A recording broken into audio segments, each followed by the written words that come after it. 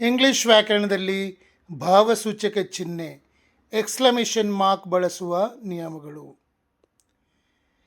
Exclamation mark ಅಂದರೆ ಹೇಗಿರ್ತದೆ? ಭಾವಸೂಚಕ ಚಿಹ್ನೆ ಇಲ್ಲಿ ನೋಡಿ, ಚೆನ್ನಾಗಿ ತಿಳಿದುಕೊಳ್ಳಿ. ಎಕ್ಸ್ಕ್ಲಮೇಷನ್ ಮಾರ್ಕನ್ನು ನಮ್ಮ ಮನಸ್ಸಿನ ತೀವ್ರ ಭಾವನೆಗಳನ್ನು ತೋರ್ಪಡಿಸುವಾಗ ಬಳಸುತ್ತೇವೆ. ಅಂದರೆ ಆಶ್ಚರ್ಯ, ಸಂತೋಷ, ದುಃಖ, ಕೋಪ ಅಥವಾ ಭಯದಂತಹ ಬಲವಾದ ಭಾವನೆಗಳನ್ನು ವ್ಯಕ್ತಪಡಿಸಲು ಇದನ್ನು ಬಳಸುತ್ತಾರೆ. ಅಂದರೆ ಆಶ್ಚರ್ಯ, ಸಂತೋಷ, ದುಃಖ, ಕೋಪ ಅಥವಾ ಭಯದಂತಹ ಬಲವಾದ ಭಾವನೆಗಳನ್ನು ವ್ಯಕ್ತಪಡಿಸಲು ಎಕ್ಸ್ಕ್ಲಮೇಷನ್ ಮಾರ್ಕನ್ನು ಹಾಕ್ತಾರೆ. ಯಾವುದನ್ನಾದರೂ ನೋಡಿ ಅತಿಯಾಗಿ ಆಶ್ಚರ್ಯಪಟ್ಟಾಗ ಅಥವಾ ಪ್ರಶಂಸೆ ಮಾಡುವಾಗ ಈ ಚಿಹ್ನೆಯನ್ನು ಬಳಸಬೇಕು. ಯಾವುದನ್ನಾದರೂ ನೋಡಿ ಅತಿಯಾಗಿ ಆಶ್ಚರ್ಯಪಟ್ಟಾಗ ಅಥವಾ ಪ್ರಶಂಸೆ ಮಾಡುವಾಗ ಈ ಚಿಹ್ನೆಯನ್ನು ಬಳಸಬೇಕು. ಆಹಾ, ಎಷ್ಟು ಸುಂದರವಾದ ಹೂವು! What A beautiful flower! ಆಹಾ, ಎಷ್ಟು ಸುಂದರವಾದ ಹೂವು! What a beautiful flower! ಅದು ಎಷ್ಟು ಅದ್ಭುತವಾದ ಆಲೋಚನೆ! That is an amazing idea. ಅದು ಎಷ್ಟು ಅದ್ಭುತವಾದ ಆಲೋಚನೆ! That is an amazing idea. ಎರಡನೇದಾಗಿ, ಅತಿಯಾದ ಸಂತೋಷ ಅಥವಾ ದುಃಖದ ಸಂದರ್ಭದಲ್ಲಿ.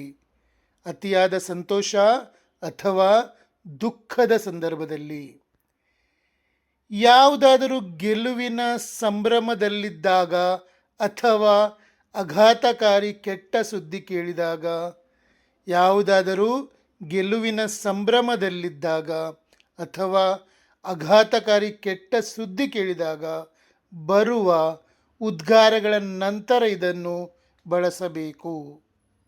ಉದಾಹರಣೆಗೆ, ಆಹಾ, ನಾವು ಪಂದ್ಯವನ್ನು ಗೆದ್ದೆವು. Hurrah, we won the match.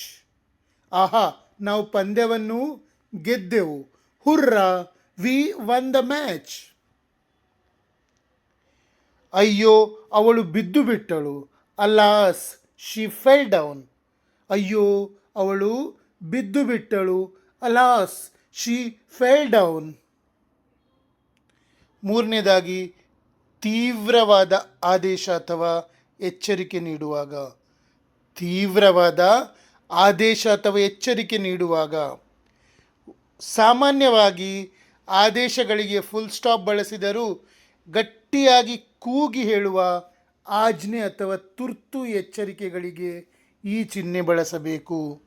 ಸಾಮಾನ್ಯವಾಗಿ ಆದೇಶಗಳಿಗೆ ಫುಲ್ ಸ್ಟಾಪ್ ಬಳಸಿದರೂ ಗಟ್ಟಿಯಾಗಿ ಕೂಗಿ ಹೇಳುವ ಆಜ್ಞೆ ಅಥವಾ ತುರ್ತು ಎಚ್ಚರಿಕೆಗಳಿಗೆ ಈ ಚಿಹ್ನೆ ಬಳಸಬೇಕು.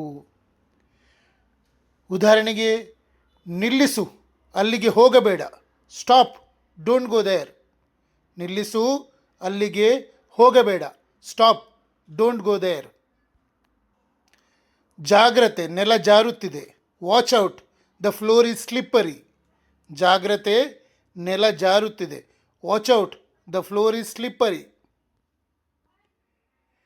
ನೆನಪಿಡಿ, ಮಾತು ಮುಗಿದರೆ ಫುಲ್ ಸ್ಟಾಪ್.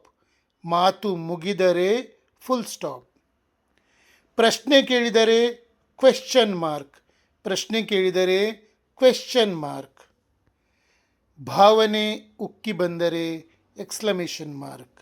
ಭಾವನೆ ಉಕ್ಕಿ ಬಂದರೆ ಎಕ್ಸ್ಕ್ಲಮೇಷನ್ ಮಾರ್ಕ್. ನಿಮಗೆ ನಾನು ಕಲಿಸುವುದು ಇಷ್ಟ ಆದರೆ ನನ್ನ ಪೇಜ್ ಫಾಲೋ ಮಾಡಿ ಮತ್ತು ಶೇರ್ ಸಹ ಮಾಡಿ. ಇನ್ನು ಯಾರಿಗಾದರೂ ನನ್ನ 3 ತಿಂಗಳ ಕಂಪ್ಲೀಟ್ ಸ್ಪೋಕನ್ ಇಂಗ್ಲೀಷ್ ಕ್ಲಾಸಿಗೆ, ಅಂದರೆ 3 ತಿಂಗಳಲ್ಲಿ ನಾನು ಎಲ್ಲ ಅದರಲ್ಲಿ ಇನ್ಕ್ಲೂಡ್ ಮಾಡಿ ನಿಮಗೆ ಕಂಪ್ಲೀಟ್ ನಾಲೆಜ್ ಕೊಡ್ತೇನೆ ಇಂಗ್ಲೀಷ್ನ. ಸೊ ನನ್ನ 3 ತಿಂಗಳ ಸ್ಪೋಕನ್ ಇಂಗ್ಲೀಷ್ ಕ್ಲಾಸ್, ಅದು ಸ್ಪೋಕನ್ ಗ್ರಾಮರ್ ಎಲ್ಲ. ಅದಕ್ಕೆ ನಿಮಗೆ ಸೇರ್ಲಿಕ್ಕೆ ಇಷ್ಟ ಇದ್ದರೆ ನನಗೆ ನನ್ನ ನಂಬರಿಗೆ UPI ಮೂಲಕ, ಅಂದರೆ ಫೋನ್ಪೇ, ಗೂಗಲ್ ಪೇ ಮೂಲಕ $599 UPI ಮೂಲಕ ಕಳಿಸಿ. ನೀವು ಯಾವತ್ತು ಕಳಿಸ್ತೀರೋ ಆವತ್ತಿನಿಂದಲೇ ನಿಮ್ಮ ವಾಟ್ಸಪ್ ನಂಬರಿಗೆ ನಾನು ದಿನಕ್ಕೊಂದರಂತೆ ಅಂದರೆ ಪಾಠ 1, ಪಾಠ 2, ಪಾಠ 3 ಈ ಥರ ವಿಡಿಯೋ ಕಳಿಸ್ತೇನೆ. 15 ನಿಮಿಷದ ವಿಡಿಯೋ ಇರ್ತದೆ. ನೀವೊಂದು 45 ನಿಮಿಷ ಪ್ರಾಕ್ಟೀಸ್ ಮಾಡಬೇಕು. ಹೀಗೆ ನೀವು 3 ತಿಂಗಳು ಸತತವಾಗಿ ಮಾಡಿದರೆ ನಿಮಗೆ ಖಂಡಿತವಾಗಿ ಇಂಗ್ಲೀಷ್ ಬರ್ತದೆ. ಆ 3 ತಿಂಗಳ ಕೋರ್ಸ್ ಅದು. ಸೊ ನಾನು ನಿಮಗೆ 3 ತಿಂಗಳು ಸಹ ವಿಡಿಯೋ ಕಳಿಸ್ತಾ ಇರ್ತೇನೆ, ದಿನಕ್ಕೊಂದರಂತೆ ಕಳಿಸ್ತೇನೆ. ಅದರಲ್ಲಿ ಆರ್ಡರ್ ಇರ್ತದೆ. ಪೇಜ್ 1 ಅಂದರೆ ಪಾಠ 1, ಪಾಠ 2, ಪಾಠ 3 ಈ ಥರ ಕಳಿಸ್ತೇನೆ ನಾನು. ಸೊ ನೀವು ಅದನ್ನು ಸ್ವಲ್ಪ ಪ್ರಾಕ್ಟೀಸ್ ಮಾಡಬೇಕು. ಎಲ್ಲ ಇನ್ಕ್ಲೂಡ್ ಇದೆ ಅದರಲ್ಲಿ. ಯಾಕಂದರೆ ಆನ್ಲೈನ್ ಕ್ಲಾಸಲ್ಲಿ ಮತ್ತು ಈ ಥರ ಎಲ್ಲ ಕಲಿಸ್ಲಿಕ್ಕೆ ಬರುವುದಿಲ್ಲ. ವಿಡಿಯೋದಲ್ಲಿ ನಾನು ಎಲ್ಲ ಇನ್ಕ್ಲೂಡ್ ಮಾಡಿದ್ದೇನೆ.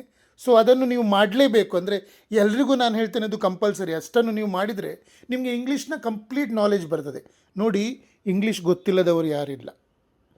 ಒಂದು ರಿಸರ್ಚ್ ಪ್ರಕಾರ ಇಂಗ್ಲೀಷ್ ಮಾತಾಡಬೇಕಾದ್ರೆ 3000ದಿಂದ 5000 ಶಬ್ದಗಳು ಬೇಕಂತೆ. ಆ 3000ದಿಂದ 5000 ಶಬ್ದಗಳಲ್ಲಿ ನಾವು ದಿನನಿತ್ಯ ಬಳಸುವ mobile, car, T V, bus, fan, table ಈ ಎಲ್ಲ ಶಬ್ದಗಳು ಸಹ ಇನ್ಕ್ಲೂಡ್ ಇವೆ. ಸೊ ಹಾಗಾದರೆ ಈ ಎಲ್ಲ ಶಬ್ದಗಳಲ್ಲಿ ಯಾವ ಶಬ್ದವನ್ನು ಗೊತ್ತಿಲ್ಲದವರು ಯಾರು ಇದ್ದಾರೆ? ಈಗಿನ ಪ್ರಪಂಚದಲ್ಲಿ ನಾವಿರುವಾಗ, ಈಗಿನ ಸಮಾಜದಲ್ಲಿ ಏನೂ ಗೊತ್ತಿಲ್ಲ ಅಂತಲ್ಲ. ಆದರೆ ನನಗೆ ಬರುವ ಹೆಚ್ಚಿನ ವಿದ್ಯಾರ್ಥಿಗಳು PUC ಗ್ರ್ಯಾಜುಯೇಟ್ಸ್ ಮಾಡಿದವರು. ಅವರಿಗೆ ಇಂಗ್ಲೀಷ್ ಗೊತ್ತಿಲ್ವಾ? ಗ್ಯಾರಂಟಿ ನಾನು ಹೇಳ್ತೇನೆ ಅವರಿಗೆ ಇಂಗ್ಲೀಷ್ ಗೊತ್ತಿದೆ.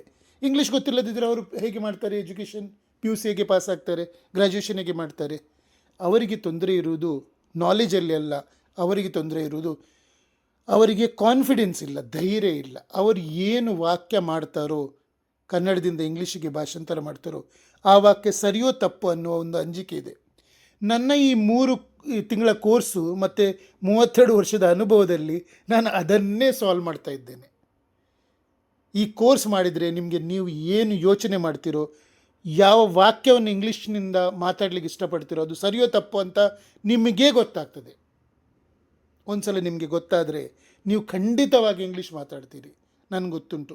ಸೊ ನಾನು ಅದನ್ನೇ ಲಕ್ಷ್ಯದಲ್ಲಿ ಇಟ್ಕೊಂಡು ಈ ಕೋರ್ಸ್ ಮಾಡಿದ್ದೇನೆ. ನನ್ನ ಈ 3 ತಿಂಗಳ ಕೋರ್ಸ್ ಸೇರಿದರೆ ನೀವು ಗ್ಯಾರಂಟಿ ನಾನು ಹೇಳ್ತೇನೆ ನಿಮಗೆ ಇಂಗ್ಲೀಷಲ್ಲಿ ಮಾತಾಡ್ತೀರಿ.